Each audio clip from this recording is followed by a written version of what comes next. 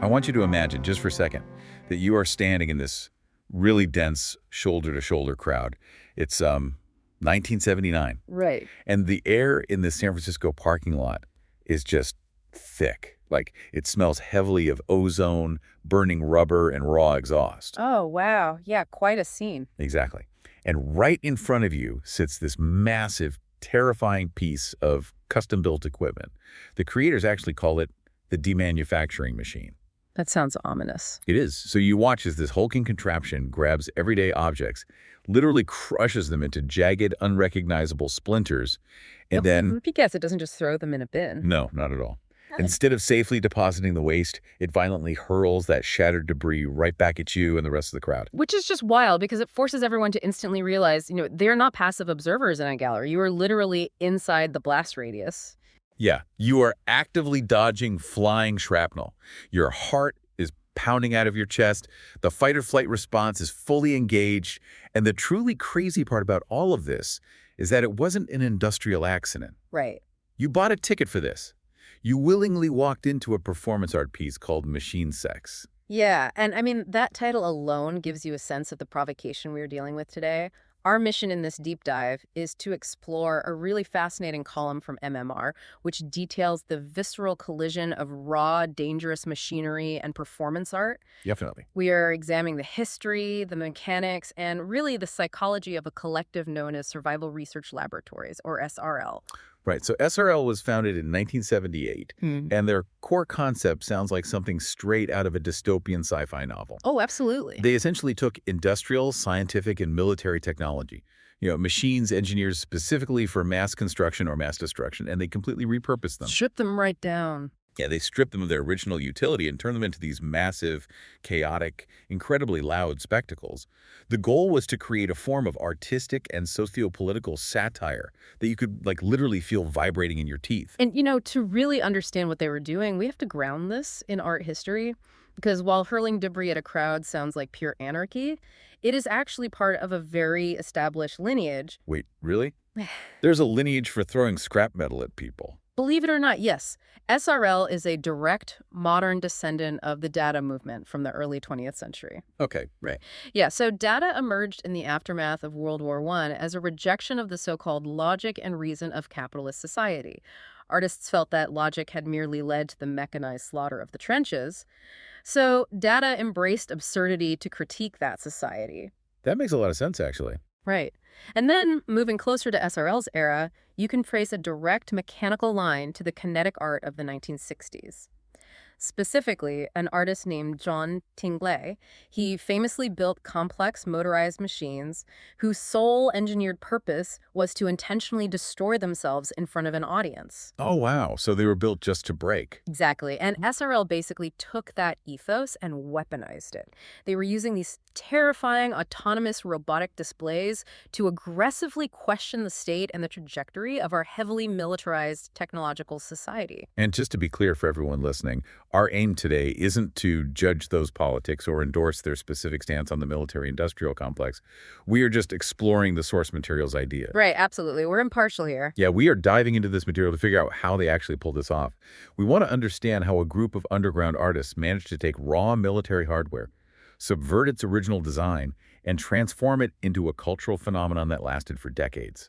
The mechanics of the madness, so to speak. And, that level of orchestrated sensory overload doesn't just happen by accident. It requires a singular, almost obsessive vision to guide it. Which brings us to the architect behind all of this, Mark Pauline. He is the founder and the artistic director of SRL. The mastermind. Exactly. So he came out of the San Francisco Art Institute in the late 1970s, which was a place known for pushing boundaries. But there is the defining detail in the source material about his personal life that shifts this entire story from a quirky art project into something deeply profound. Yeah, this part is intense. It really is. As a young man, Mark Pauline was severely injured in an explosives accident. The blast took his right hand, and he had to begin wearing a prosthetic. A literal, violent collision between human flesh and explosive chemistry. Okay, let's unpack this because the psychology here is fascinating. Hmm. Usually, if you suffer a massive trauma involving explosives, the natural human instinct is self-preservation, Oh, right? 100%. You are going to stay as far away from heavy machinery, blast zones, and dangerous chemicals as you possibly can for the rest of your life. Yeah, you'd think so. But Pauline does the exact opposite. It's almost like his physical integration with this mechanical prosthetic mirrors a lifelong artistic obsession with danger and machines. He didn't retreat from the mechanical power that injured him. He leaned all the way into it, making it the focal point of his life's work. What's fascinating here is how that physical trauma translates directly into his overarching artistic mission. Yeah. I mean, you are looking at someone who intimately, in his own body, understands the destructive capability of human engineering. Right. And instead of living in fear of that power, he chooses to hijack it. He takes industrial and military technology, the very tools designed to tear the world apart, and subverts their programming. He turns them into tools of social satire. It's incredible. It really is a psychological masterstroke. He is taking absolute control over the exact forces that are capable of dismantling us. He's basically looking at the monster that bit him and deciding to put a saddle on it. Yeah, exactly. He is mastering the machinery of destruction. Yeah, the personal trauma becomes the driving thesis statement for the entire SRL collective. So, we know the intense personal psychology driving this, but I want to paint a clearer picture for you listening of what this madness actually looked like in practice. Because, I mean, reading the descriptions of these performances in the MMR column, it feels completely detached from what we normally consider art. Oh, they were absolute spectacles of chaos. And a key differentiator in an SRL performance is the deliberate sidelining of the human being. Right. The humans aren't the stars. Not at all. In traditional theater or performance art, the human is the focal point. But in an SRL show, humans are relegated to the shadows. They exist only as operators hidden behind blast shields or, well, as the terrified audience. Just try not to get hit. Exactly. Yeah. The actual performers, the entities engaging in these ritualistic violent interactions on center stage are the machines, the custom robots, and the explosive special effects. Let's look at the escalation of that concept. We talked about their 1979 show, Machine Sex, where they hurled trash at the audience. That was the baseline. Let's fast forward exactly a decade to 1989. Okay. They stage a show in San Francisco's Soma district, which was a very industrial warehouse neighborhood at the time, called Illusions of Shameless Abundance. Right. Title. Oh, so good. Now, picture the scene. You walk into this space, and there are full-size pianos completely engulfed in flames. Wow. Yeah, and the air is thick with the smell of massive piles of rotting food they've brought in. You have custom-built robots moving erratically, breathing actual columns of fire. It is a total assault on the senses. I mean, Yeah. the heat, the stench, the blinding light. And then comes the ultimate punchline of the evening. They constructed a fake sculpture that was designed to look exactly like a massive, highly sophisticated explosive device. Oh, no. And the craftsmanship was so good it worked too well. The local authorities spot this thing, and it actually causes a panic. I bet it did. Yeah, they shut down a nearby beach, evacuate the area, and call in the actual city bomb squad to defuse a piece of performance art. That is an incredible leap from throwing splinters in a parking lot 10 years prior. It is, but I really have to challenge the premise here, though. Like, Yeah. at what point does this cross the boundary from avant-garde performance art into just being an outright public menace? That's a fair question. I mean, you're burning pianos, you're creating biohazards with rotting food, and now you are actively tying up a major city's bomb squad. That isn't a gallery critique anymore. That is bordering on domestic disruption. Well, the thing is, that feeling of disruption isn't a byproduct of the art. The disruption is the art. Okay, go on. Placing this event in the context of their mission, calling the bomb squad was not a juvenile prank. It was a deliberate, forced confrontation. It demands that the audience, the authorities, and the public at large confront the deep absurdity of our relationship with destructive technology. Walk me through the logic of that. How does causing a bomb scare force a societal critique? Consider the reality of the world we live in. Society builds actual functional weapons of mass destruction every single day. We stockpile them. True. We fund entire military industrial complexes dedicated to engineering devices that can erase entire cities from the map.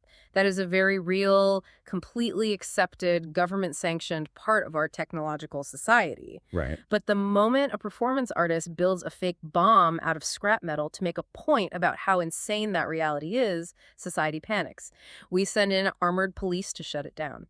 The panic itself highlights the hypocrisy. The performance basically asks the public, why are you perfectly comfortable with the very real existential threat of global militarization, but completely terrified by an artist holding up a mirror to it? Okay, wow. So the panic is the punchline. They prove their own point by getting shut down. Exactly. And they only pushed the envelope further as they gained more technical expertise. Look at the show they mounted in Austin, Texas in 1997. It was titled The Unexpected Destruction of Elaborately Engineered Artifacts. And for this one, they didn't just bring back the flamethrowers and the robotic arms.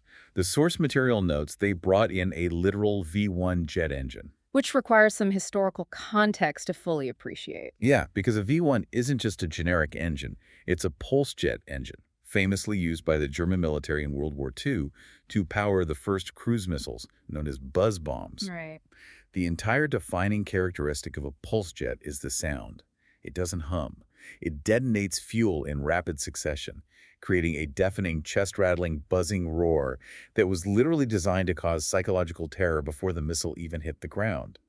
And SRL brought one of these to an art show in Texas. The sheer physics of operating something like that in a civilian environment is staggering. Which brings us to a massive realization about this group. You do not just pick up a V1 cruise missile engine at a local hardware store. No, you definitely don't. And you certainly don't just plug it into a standard wall socket, flip a switch, and hope for the best. Chaos on this specific catastrophic scale requires absolute, meticulous engineering.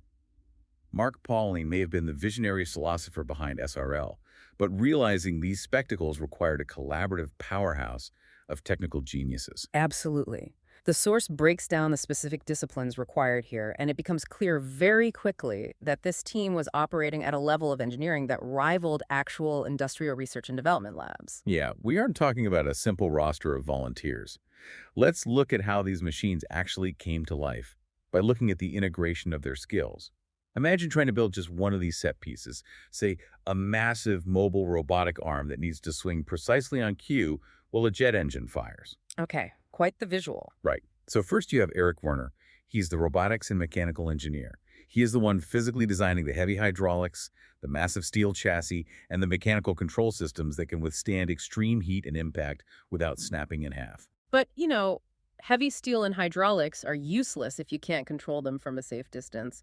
And this is where Joe Grand's expertise becomes vital. Yes, Joe Grand. He came from the world of hardware hacking. He was tasked with designing the electronic control interfaces. To understand how difficult this was in the 1980s and 90s, you have to realize they didn't have modern plug-and-play microcontrollers or wireless Bluetooth software. Not at all. Grand had to figure out how to take massive, dumb analog machines, things designed to be operated by a human pulling a heavy lever, and force them to communicate with custom-built, delicate electronic circuit boards. A helpful way to think about what hardware hacking actually meant in this context is to imagine translating a highly technical book into a language it was never meant to be read in, using a dictionary you had to invent yourself. That's a great way to put it. Yeah, Grand was reverse engineering industrial relays and forcing them to speak a digital language, allowing SRL to choreograph these machines remotely. And while Werner is building the skeleton and Grand is designing the nervous system, you have Matt Heckert dealing with the acoustics. Heckert handled the sound design for years. But he wasn't just setting up a PA system to play background music. No, definitely not. He was mic'd up to the machines themselves. He found the resonant frequencies of grinding gears, the hiss of pneumatics, and the roar of the engines. The source notes he found the sweet spot between noise and music, basically turning the robots themselves into actual musical instruments. He was so effective at finding the musicality in the chaos that he eventually formed his own separate project, the Mechanical Sound Orchestra. He proved that the terrifying auditory byproducts of heavy machinery could be harnessed, composed, and experienced as avant-garde symphonies. It's just wild. And then add into this mix Amy Critchett, who managed the production side. When your art involves acquiring military surplus, navigating fire codes, and occasionally dealing with bomb squads, Production management is essentially extreme crisis negotiation. It's a miracle they pulled any of it off. Right. You also had Karen Marcello, who ran something called Dorkbot SF, serving as a vital bridge between SRL's gritty metal shop vibe and the emerging, highly cerebral hacker culture of San Francisco, and early members like Alan Roth, who went on to become a renowned electronic sculptor in his own right.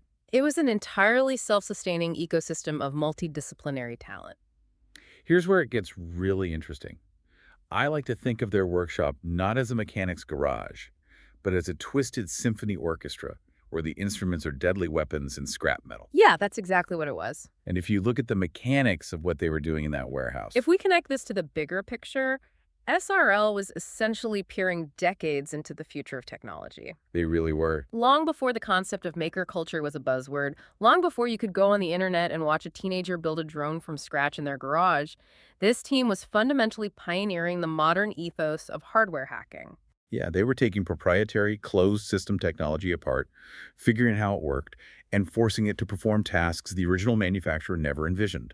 They democratized the tools of industrial power. And their fingerprints are truly all over modern tech art culture. I mean, the MMR column explicitly draws the line from SRL to massive cultural touchstones today. Oh, for sure. If you have ever been to Burning Man and watched a giant, fire-breathing metal octopus roll across the desert, or if you've ever watched BattleBots on television, where remote-controlled robots flip each other over and tear each other apart with circular saws, that specific blend of engineering and violent entertainment shares direct DNA with Survival Research Laboratories. It's everywhere now.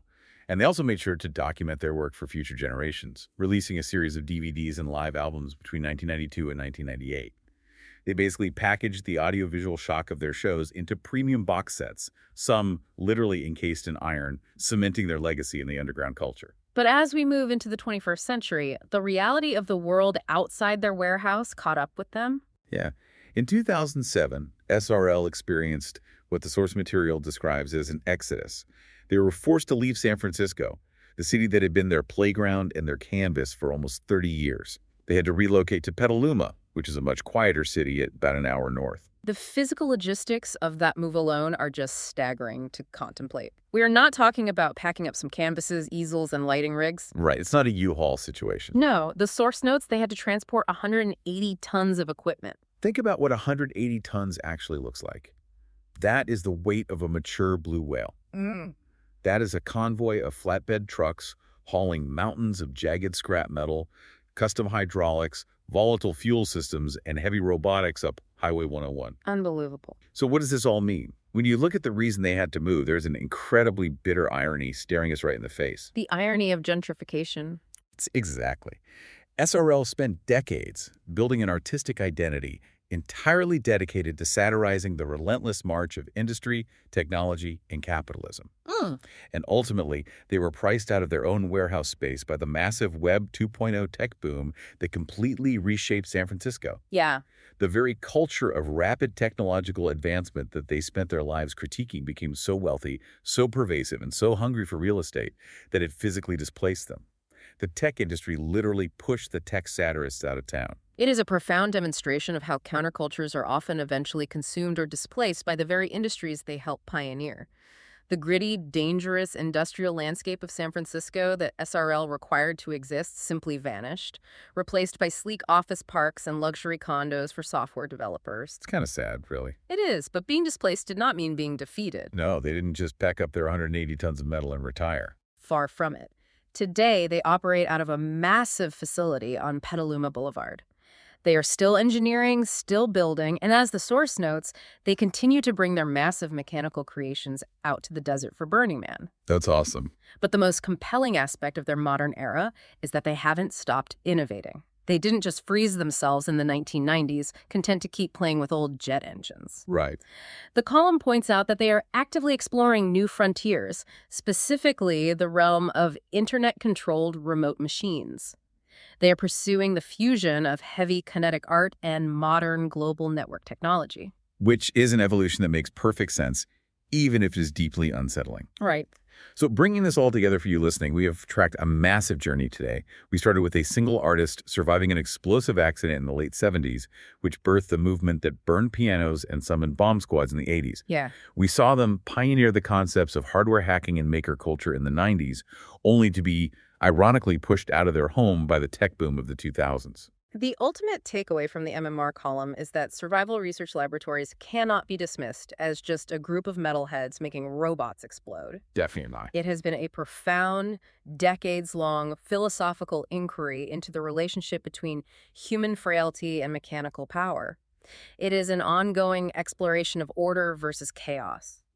They looked at the terrifying, destructive trajectory of the military-industrial complex and decided that the only valid artistic response was to reflect that terror back at society as loudly and as dangerously as physically possible. They held up a funhouse mirror to the modern world, and the mirror was constructed entirely out of buzzsaws and jet exhaust. That's a great way to put it, but I think their current work with networking technology offers the most fascinating angle for the future. It really does. And I want to leave you, the listener, with one final thought to mull over regarding those internet-controlled machines.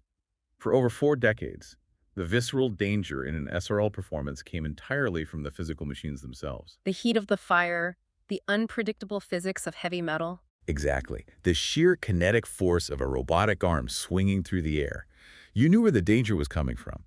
But if these chaotic, terrifying machines are now hooked up to the internet, what happens to that dynamic? That's the real question. If SRL's art is fundamentally about exploring the danger of machinery, what happens when the unpredictable, chaotic element is no longer the machine's programming, but an anonymous internet user sitting at a keyboard thousands of miles away, holding the remote control? It shifts the entire focus of the terror. It raises the question, in a fully networked society, should we be more afraid of the destructive machine or the hidden, unaccountable human operating it from the dark? Suddenly, standing in that parking lot back in 1979, dodging flying debris from the demanufacturing machine feels like a much simpler, almost innocent time.